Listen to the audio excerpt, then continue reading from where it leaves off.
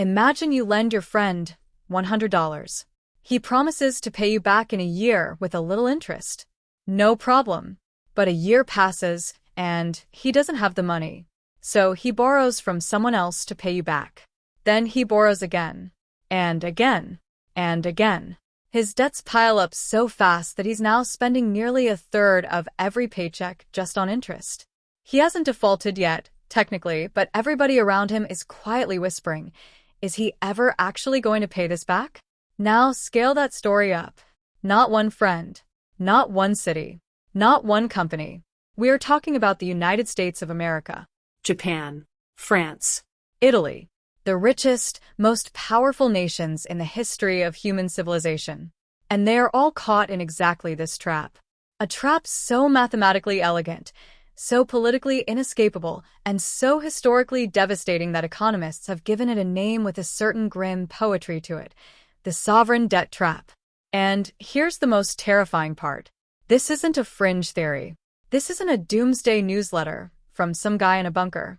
This is the documented, numerical, IMF-verified, credit agency-confirmed reality of where the developed world stands today. The numbers are public. The math is brutal. And almost nobody is talking about it plainly enough. So today we are going to change that. We are going to walk through exactly what the sovereign debt trap is, how we got here, what it means for governments, banks, you, your savings, and ultimately the future of the global financial order. And we're going to do it without jargon, without spin, and without flinching from uncomfortable conclusions. Buckle up. This one is going to challenge everything you think you know about safe government debt. Let's start with some numbers. Because before we can understand the trap, we need to understand just how deep the hole already is. Global public debt, that's the combined debt of governments around the world, hit just under 94% of global GDP in 2025. That means governments collectively owe almost as much as the entire planet produces in a year. And that number isn't stabilizing. It is projected to blow past 100% of global GDP by 2029, which would be a milestone so historically singular that we need to pause and actually absorb what it means. Here's the key question you should be asking right now. When in history have we seen debt ratios this high? And the answer should make the hair on the back of your neck stand up. The only comparable period in modern history was the immediate aftermath of World War II. We're talking about a time when countries had literally just finished spending everything they had to defeat fascism. Factories were rubble. Entire generations of young men were dead. Economies were smoking wreckage. And yet, today we have achieved similar debt levels during peacetime. Without a global war. Without a civilization-ending plague wiping out the workforce. We've just spent our way here. Through entitlement programs, through defense budgets inflated by regional conflicts, through industrial policy, through stimulus after stimulus after stimulus. The total global debt stock in 2025 stands at $111 trillion. Let that sink in. $111 trillion. If you started counting to $111 trillion at one number per second, it would take you over 3.5 million years to finish. That's before our species had even invented written language, and you still wouldn't be done counting. Now look at individual nations. The United States, the country that effectively runs the global financial system, the issuer of the world's reserve currency, the nation that people run to in a crisis, carried a gross debt of 121.8% of GDP at the end of 2025. That means for every dollar the American economy produces in a year, the federal government owes $1.22. And it ran a general government deficit of 7 to 8% of GDP that same year. At full employment, when the economy was growing. Think about that. When times are good, when unemployment is low, when stock markets are near record highs, when corporate profits are strong, the U.S. government still couldn't come close to balancing its books. It was still borrowing $7 to $8 for every $100 of economic output. What happens when times are bad? Japan is even more extreme. Japan's gross debt to GDP ratio stands at a staggering 211.9%. Over 200%. Japan has been in this territory for years, held together largely by the Bank of Japan's extraordinary monetary support and the unique willingness of Japanese households to hold domestic government bonds. But even Japan's model is under pressure as demographics collapse and the global rate environment shifts. France sits at 115.6% of GDP and had its credit rating cut by S&P in October 2025. Italy at 137.1% carries a debt service burden, so crushing it barely has room to breathe. China, often thought of as a creditor nation, has a deficit approaching 8% of GDP as it battles domestic deflation and a real estate sector in ongoing crisis, with its gross debt hitting 96.3% of GDP, and that number doesn't even fully capture the hidden liabilities sitting inside local government financing vehicles. This is the landscape. This is the starting point. And the critical insight is not just that these numbers are large, it's that under current fiscal trajectories, there is no realistic path to making them smaller without something deeply, structurally uncomfortable happening. Now, I know what some of you are thinking. Okay, debt is high. So what? Countries aren't like households. They can just print money, right? They never really have to pay it back. And look, that argument has some truth to it. Countries are not households. They don't die. They can roll over debt indefinitely. They control their currency. These are real differences. But here's what that argument misses. And this is where the math becomes absolutely ruthless. There is an equation that every serious fiscal economist knows, and it describes exactly when a country slides from manageable debt into the trap. It looks like this. The change in the debt-to-GDP ratio equals R minus G times the previous debt level minus the primary balance. Let me translate that into plain English, because each piece of this equation is telling you something crucial. R is the real interest rate the government pays on its debt. G is the real growth rate of the economy. And PB is the primary balance, that's government revenue minus spending before interest payments. The critical insight is the R minus G term. If the interest rate the government pays is higher than the growth rate of the economy, the debt grows on its own, automatically, even if the government doesn't spend an extra dime. The debt compound grows faster than the economy. It's like a ratchet. It clicks forward every year and never clicks back.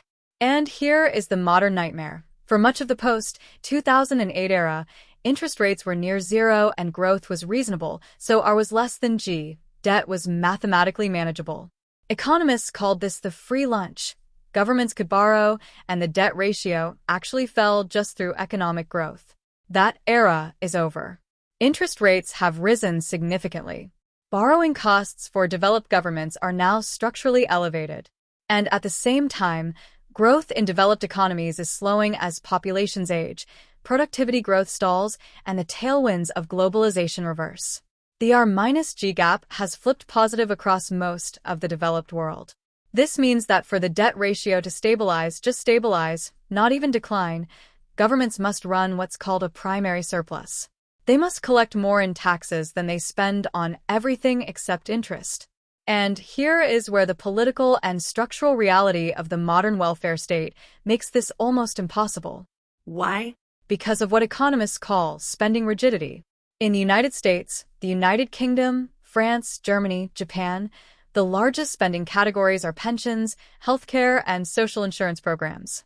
These are politically untouchable, legally enshrined, and in many cases indexed to inflation.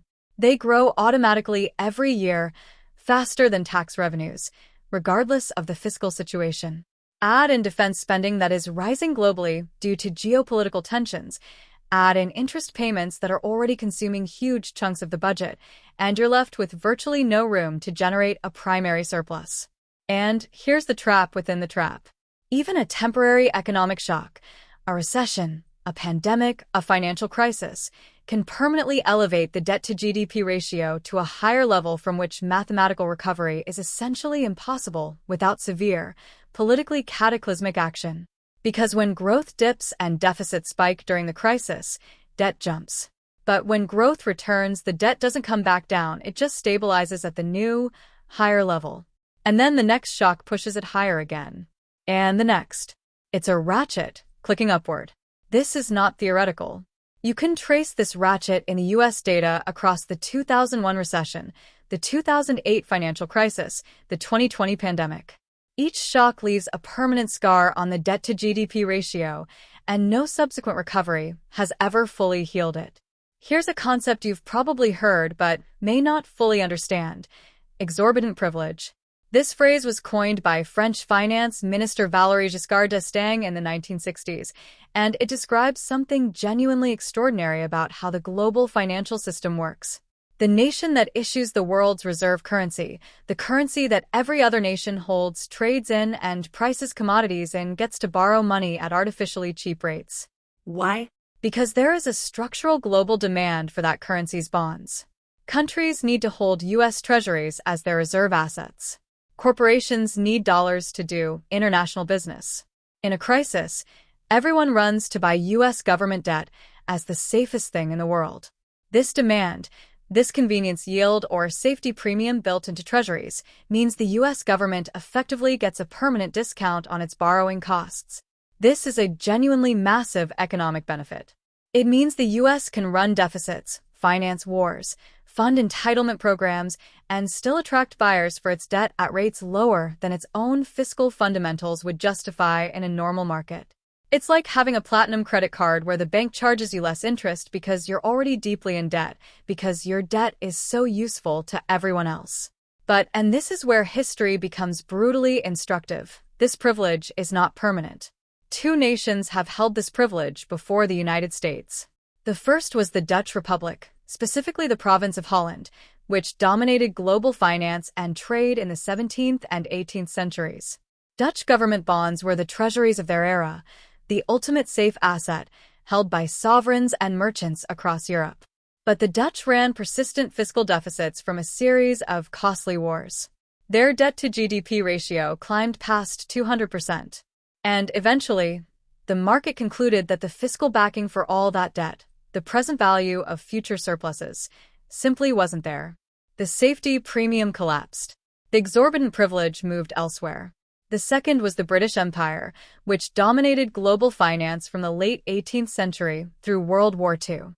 Sterling was the reserve currency. British consols, perpetual government bonds, were held the world over. British debt to GDP also climbed past 200% after the two world wars and the expenses of maintaining a global empire. And by the 1950s, the reserve currency privilege had migrated across the Atlantic to the United States, where the Bretton Woods Conference formalized it. The pattern is unmistakable. Every reserve currency hegemon accumulates debt beyond its means. The safety premium, the exorbitant privilege, erodes. And the center of global financial gravity shifts. Are we watching this happen in real time with the United States? Look at the data. The spread between AAA-rated corporate bonds and U.S. treasuries has compressed, meaning treasuries are no longer commanding as large a safety premium as they once did. There are structural, persistently negative deviations in covered interest parity across G10 currencies, a deeply technical signal that the plumbing of dollar-denominated global finance is under stress. And then there are the downgrades. In May 2025, Moody's, the last of the major three rating agencies to hold the United States at its top AAA rating, downgraded America to AA1. S&P had done it in 2011. Fitch in 2023. The consensus AAA is gone. America is no longer rated as the world's safest sovereign borrower by any of the major agencies. For a nation whose entire financial superpower status rests on the perception of being the world's ultimate safe haven, this is not a trivial symbolic event. Let's talk about something that almost never makes mainstream financial news, but is arguably one of the most important structural vulnerabilities in the entire global economy. Who is actually buying all this government debt? Because here's the thing, governments don't just conjure the money they need. They issue bonds. They auction those bonds. And somebody has to buy them. As debt issuance reaches record levels, OECD member governments collectively borrowed around $17 trillion in 2025 and are on track for $18 trillion in 2026. The question of who's absorbing all of this becomes genuinely critical. For decades, the answer was relatively simple and stable. Central banks were buying enormous quantities of government bonds through quantitative easing, the policy of creating money and using it to purchase government debt. The Federal Reserve, the European Central Bank, the Bank of Japan, the Bank of England, they hoovered up trillions of dollars of sovereign bonds, acting as price-insensitive buyers. They didn't care what yield they got. They bought regardless. This kept borrowing costs low and sovereign bond markets liquid and smooth. At the same time, commercial banks were required by post-2008 financial regulations to hold large quantities of high-quality liquid assets on their balance sheets. And what counts as the highest quality liquid asset? Government bonds. So banks were effectively mandated to be steady, reliable buyers of sovereign debt as well. But here's what's changed. Central banks are no longer buying, they're selling. The process called quantitative tightening, QT, means central banks are actively running down their bond portfolios, draining money from the system, and returning treasuries to the private market. The guaranteed buyer has become a net seller. And commercial banks? They're constrained by regulations like the supplementary leverage ratio, which limits how much they can expand their balance sheets to absorb new bond supply. Their capacity to act as shock absorbers for record-level government issuance is structurally limited. So if central banks are selling and commercial banks can't fully absorb the supply, who is buying? The answer is increasingly highly leveraged hedge funds executing something called a cash futures basis trade. Here's how it works. A hedge fund buys physical government bonds, cash treasuries, and simultaneously sells treasury futures contracts. The difference in price between the cash bond and the futures contract creates a small profit, the basis. To make this trade worthwhile, hedge funds use enormous amounts of leverage, borrowing through the short-term repo market to buy far more bonds than their equity capital would allow. Under normal conditions, this works fine. The hedge fund earns its basis, the repo market stays liquid, and the government gets its debt sold.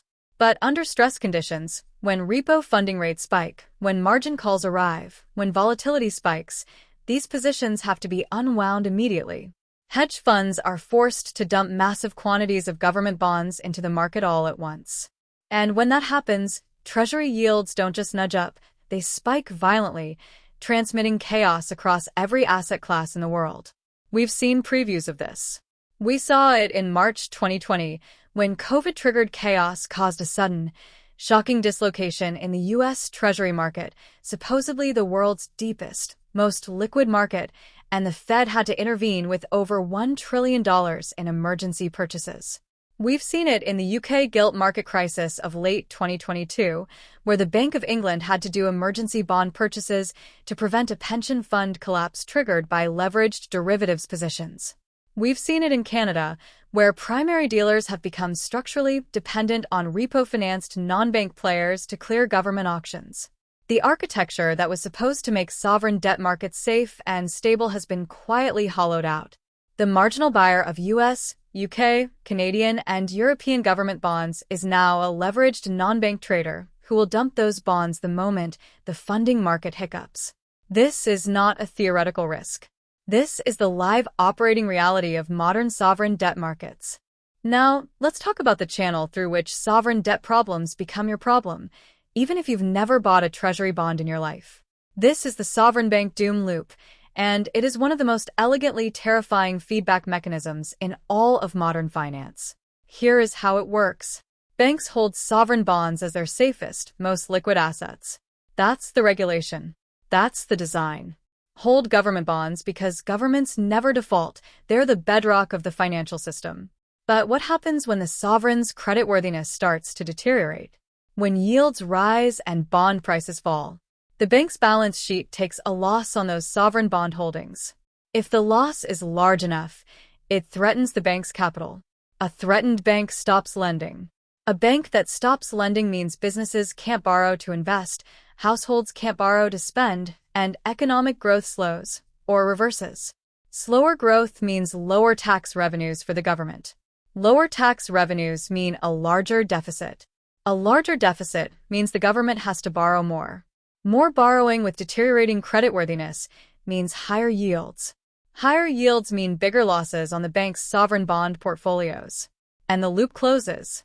The sovereign weakens the bank weakens the economy weakens the sovereign, which further weakens the bank. This is the doom loop.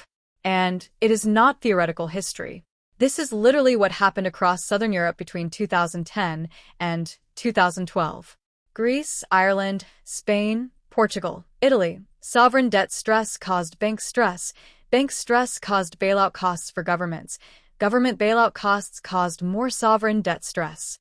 The loop spiraled until the European Central Bank's Mario Draghi made his famous "whatever it takes" speech, essentially promising unlimited central bank intervention to break the cycle. But here's something even more subtle and unsettling about the doom loop.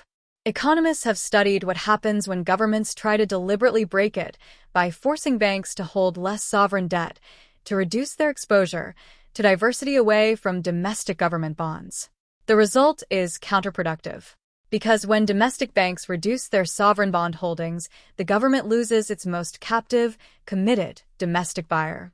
A larger share of the debt ends up in the hands of foreign investors. And here's the dark logic of sovereign default models. A government has far more temptation to default on debt held by foreign investors because the wealth destruction hits people outside the country. The cost is exported. The domestic political pain is lower. So when you reduce domestic bank holdings of sovereign debt to protect the banks, you increase the probability that the sovereign will actually default, which makes sovereign bonds riskier, which raises borrowing costs, which makes the doom loop more dangerous, not less.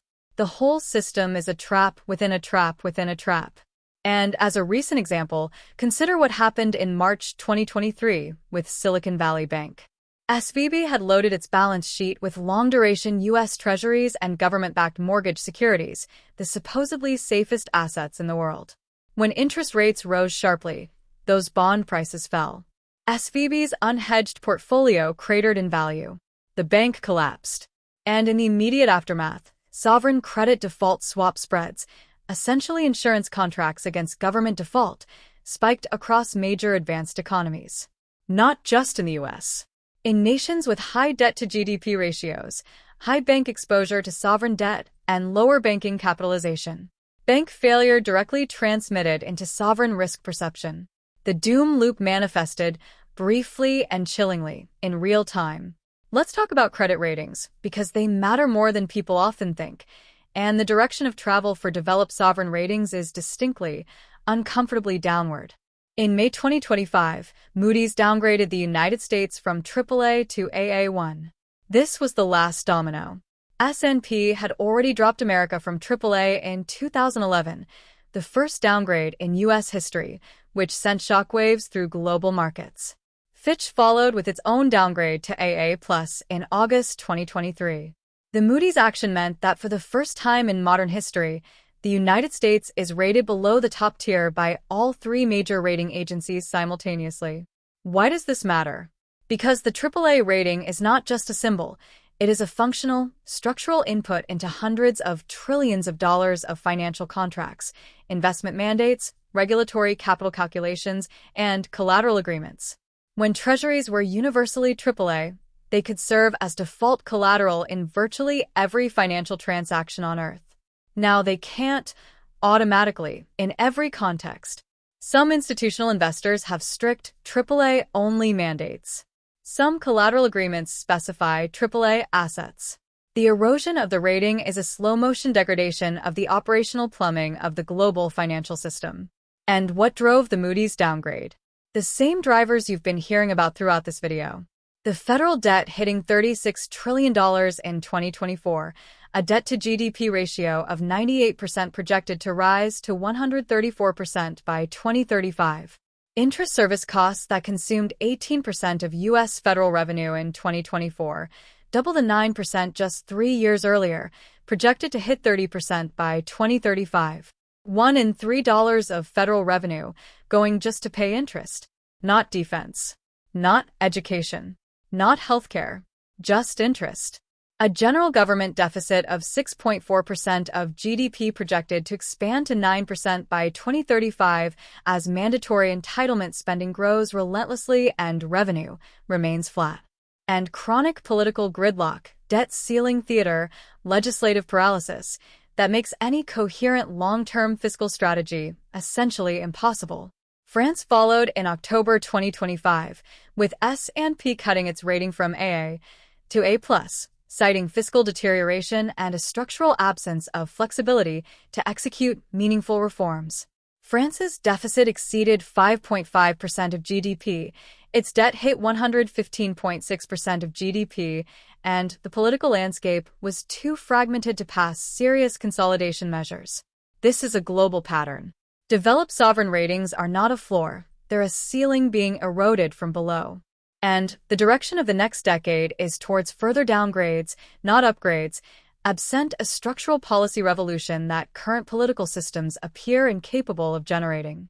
Here's where we get to the part that should concern you personally, regardless of whether you own a single government bond. When a government can't cut spending, can't raise taxes enough, can't grow its way out of debt, and won't explicitly default, what does it do? It engineers a silent, gradual, quasi-invisible process called financial repression.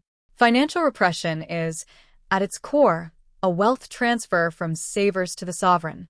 It's a mechanism by which the government keeps its nominal borrowing costs artificially below the rate of economic growth and inflation.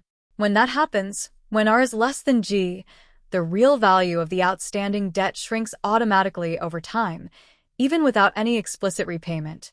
The debt gets inflated away. And the people who pay for this? Fixed income investors, pensioners on bond portfolios, Savers.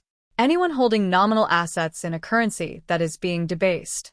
Their savings lose real purchasing power every year, quietly, without ever triggering a headline crisis or a market crash. It's a tax without a vote, a default without a missed payment.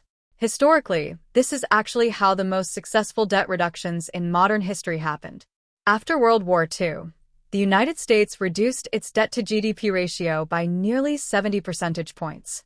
The conventional narrative credits strong economic growth and post-war prosperity. But the actual breakdown is more revealing. More than 40 percentage points of that debt reduction came from negative real interest rates, from deliberately keeping yields below inflation through Federal Reserve coordination with the Treasury to cap long-term bond yields. Savers and bondholders of the 1940s and 1950s were effectively taxed to pay down the war debt. They never got a ballot to vote on it. It just happened, slowly and visibly. In today's context, financial repression is more complex because markets are more sophisticated, capital is more mobile, and inflation expectations are harder to suppress. But the toolkit still works. Consider these mechanisms.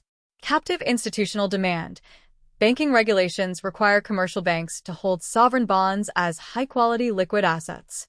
Pension fund prudential rules push retirement savings into government bonds regardless of real yield. Insurance companies face similar constraints. This creates a massive, structurally captive buyer base that absorbs sovereign supply at yields lower than a free market would set. It's the government using regulation to force institutional funds to lend to it cheaply. Fiscal dominance over monetary policy. Here's one of the most insidious dynamics in the current system. Central banks are supposed to be independent, to set interest rates based purely on inflation and growth objectives. But when a government's debt is so large that raising rates to fight inflation would cause a sovereign debt crisis, when the interest service costs would spiral to unsustainable levels if rates rose to market-clearing levels, the central bank faces enormous pressure to keep rates lower than it otherwise would. The fiscal situation dominates the monetary decision. The tail wags the dog. Inflation persists longer than it otherwise would, and the real value of the government's debt is eroded by that persistent inflation. The destruction of long-duration bonds as an asset class. Under persistent financial repression, long-duration government bonds become genuinely toxic investments. They lock in low nominal yields for decades while inflation erodes purchasing power. Analysis shows that long-duration treasuries have delivered negative real returns of approximately 10% annually over multi-year horizons in repression environments. 10% per year in real losses, while nominally never defaulting. Investors wake up a decade later having safely held government bonds and find their real wealth has been cut in half. This reality is forcing a structural behavioral shift in global capital markets. Investors are shortening portfolio duration, moving towards shorter-term instruments to avoid locking in low yields for long periods. They're migrating toward inflation-resistant assets, real estate, commodities, infrastructure, equities, and pricing power businesses. This, paradoxically, makes the sovereign situation harder. As average maturities of outstanding debt shorten, the government faces more frequent and more expensive refinancing. The rollover risk concentrates. The vulnerability to sudden yield spikes increases. Financial repression is the quiet, slow-motion default that never officially happens. And most people living through it never see it clearly until years later, when they look at what their bond fund actually bought them in real terms. We've been talking about slow-moving structural forces. But it's worth understanding that this crisis has the potential to shift from slow burn to acute very quickly under certain conditions. Let me walk you through the scenarios that keep fiscal economists awake at night. A geopolitical escalation. A prolonged conflict in the Middle East, or worse, an expansion of existing conflicts in Europe or the Indo-Pacific, directly hits sovereign finances through multiple channels simultaneously. Defense budgets spike. Energy prices surge, slowing growth and driving inflation. Trade routes disrupt, damaging corporate profits and tax revenues. Supply chain stress, requiring more government intervention. Estimates suggest a serious geopolitical escalation could raise global debt at risk by an additional 4 percentage points of GDP in a single shock. An asset price correction. Developed world equity markets, particularly in the technology and AI sectors, are trading at historically elevated valuations with enormous concentration in a small number of companies. A correction in this sector wouldn't just reduce paper wealth, it would trigger a fiscal shock through the capital gains channel. Governments in the US, UK, and Europe collect substantial revenues from capital gains taxes on asset sales. If equity valuations correct sharply, that revenue disappears. Estimates suggest a major valuation correction in the tech and AI sector could spike global debt at risk by 2.4 percentage points purely through the capital gains revenue loss channel, before accounting for the broader economic impact. A repo market seizure. As we discussed, the marginal buyer of sovereign debt is now a leveraged hedge fund financing its holdings through short-term repo markets. If funding markets suddenly seize, as they did in September 2019 when U.S. repo rates suddenly spiked, requiring emergency Fed intervention, leveraged sovereign bond positions become instantly untenable. Forced selling at scale. Treasury yields spike violently.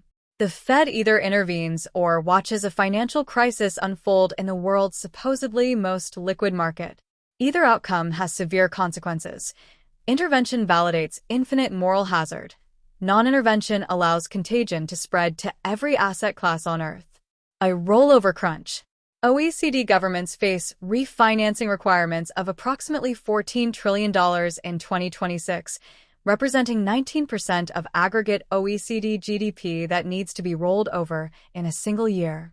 If interest rates are elevated when these bonds mature, governments have no choice but to refinance at the new, higher rate, locking in permanently higher interest service costs. The U.S. Treasury's decision to issue a large share of debt as short-term bills rather than long-term bonds means that a greater proportion of the debt stock reprices upward quickly when rates rise. The short-term savings from avoiding high long-term yields create long-term vulnerability to rate environments that are difficult to control. The confidence moment. This is the most unpredictable and most dangerous scenario. All fiscal crises share a common feature. They're self-fulfilling. A government can carry extremely high debt for a long time as long as markets continue to believe it will service that debt. The moment confidence breaks, the moment markets start pricing in a real probability of restructuring or default, interest rates spike, the debt service burden becomes actually unmanageable, and the thing people feared becomes true because they feared it. This is what happened in Greece in 2010.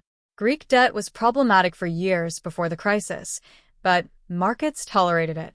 The moment the bond market decided Greece couldn't pay because markets priced it that way. The self-fulfilling spiral is the most dangerous scenario of all because there is no economic model that can reliably predict the exact moment confidence breaks. It happens when it happens, and when it does, the speed is astonishing. At this point in our journey through the sovereign debt trap, you might be wondering, is there actually a way out? Or are we just watching an inevitable slow-motion collapse? The honest answer is, there are paths out, but they all require something that modern democratic governments have demonstrated a remarkable and consistent inability to produce: political will to accept short-term pain for long-term stability. Let me walk through the realistic options. Option 1, growth. If economies could grow significantly faster than their interest rates, the debt-to-GDP ratio would stabilize and eventually decline on its own. This is the happiest scenario. It's also the least realistic one for most developed economies. Aging populations mean slower workforce growth. Productivity growth has been structurally disappointing for decades. The policy frameworks that would meaningfully accelerate long-run productivity, radical deregulation, massive investment in basic research, education reform, immigration policy overhaul, are all politically contentious, and their effects take decades to materialize. Growth is a real lever, but it is not sufficient at the scale required. Option 2. Fiscal consolidation. Cut spending, raise taxes, generate primary surpluses. This is the economically correct answer and the politically near impossible one. The spending categories that matter most, pensions, healthcare, defense, are deeply entrenched with powerful political constituencies protecting every dollar.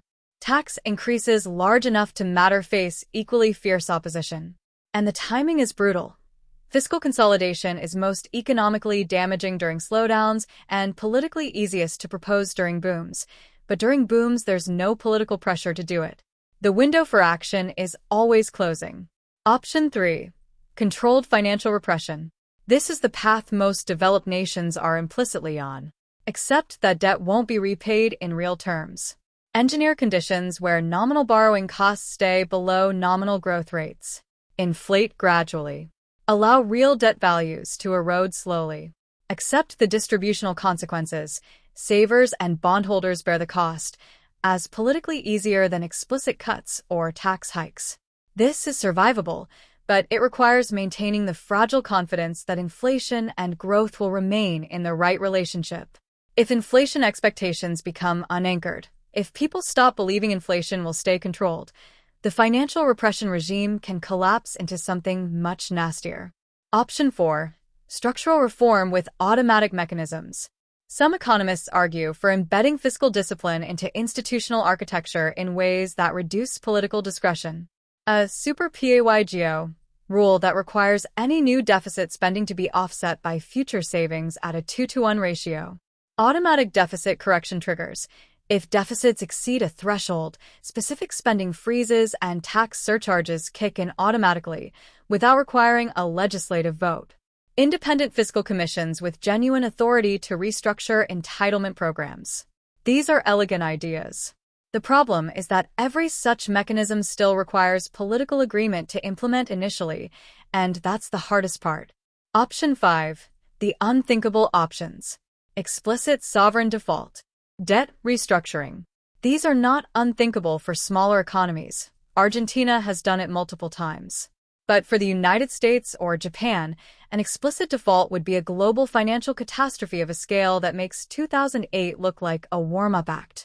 The dollar's reserve currency status, the treasury market's role as the foundation of global collateral, the institutional frameworks built on the premise of U.S. creditworthiness, all of this would shatter.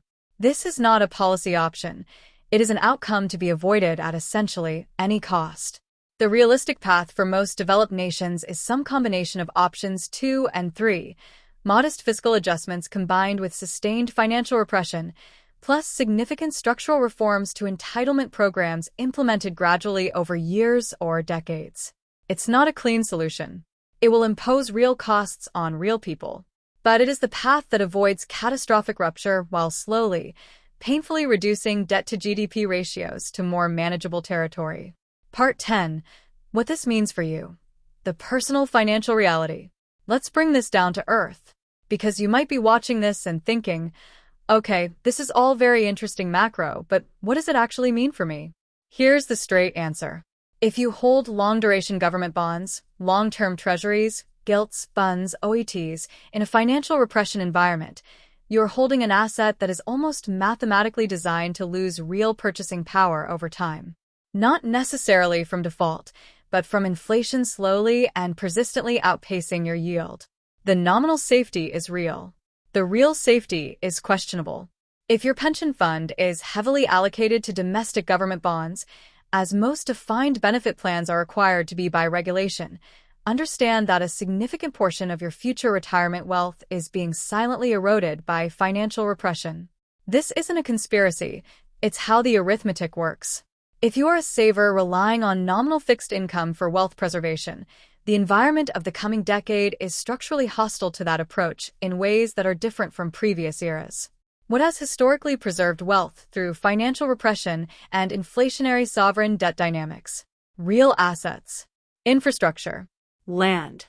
commodities, equities in businesses with real pricing power, inflation-linked securities, where they exist, diversification across currencies and jurisdictions, which is harder for individuals but structurally sound, gold, which has functioned as a reserve of purchasing power through every historical sovereign debt crisis going back centuries. None of this means you should panic. None of this means collapse is imminent or inevitable. But understanding the structural forces at work, the debt trap, the repression regime, the fragile market plumbing, the doom loop, is essential context for making intelligent financial decisions over the next decade and beyond. The financial landscape of the 2020s and 2030s is fundamentally different from the landscape of the 1980s and 1990s, when declining interest rates made long-duration bonds the ideal wealth-building asset. That era is over. And adapting to the new reality requires understanding what that reality actually is, which is what we've spent the last hour building together. We're going to close with the biggest question of all. Not just the financial question, but the civilizational one. The sovereign debt trap, at its deepest level, is a story about the gap between what democratic societies have promised their citizens and what they can actually afford to deliver. Every entitlement program, every pension promise, every healthcare guarantee, every defense commitment that has been made over the past 80 years without fully funded financial backing represents a claim on future economic output. And the accumulated total of all those claims, discounted back to today, is what we call the national debt. The trap exists because the people who made those promises are not the people who will pay the cost. Each generation has borrowed against the future of the next. And now the future has arrived, and the bills are coming due, and the political systems that generated this situation seem structurally incapable of generating the consensus to address it. This is not a left or right issue. It is not a problem unique to any one political philosophy. It has been built, brick by brick, across decades of both conservative and progressive governments in every developed nation. The math doesn't care about ideology. The compound interest clock doesn't stop ticking during elections.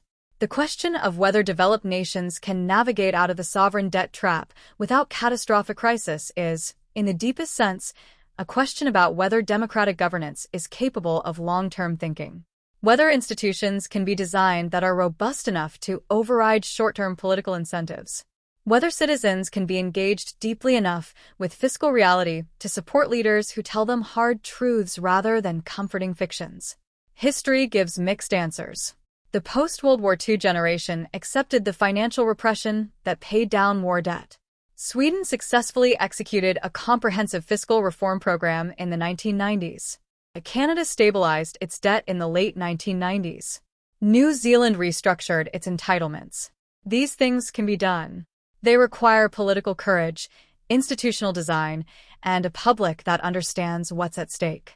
Understanding is the starting point, which is why conversations like this one matter. The sovereign debt trap isn't destiny, but avoiding it requires seeing it clearly, naming it honestly, and building the political and institutional capacity to respond. The clock is ticking. The math is running. And the question of what kind of future we build on the other side of this challenge is genuinely, consequentially, up to us. If you found this valuable, if something in here changed how you think about government debt, about safety, about the financial world you're navigating, share it. Because the most powerful thing that can happen is for more people to understand what is actually happening, without spin, without panic, and without illusion. We'll see you in the next one.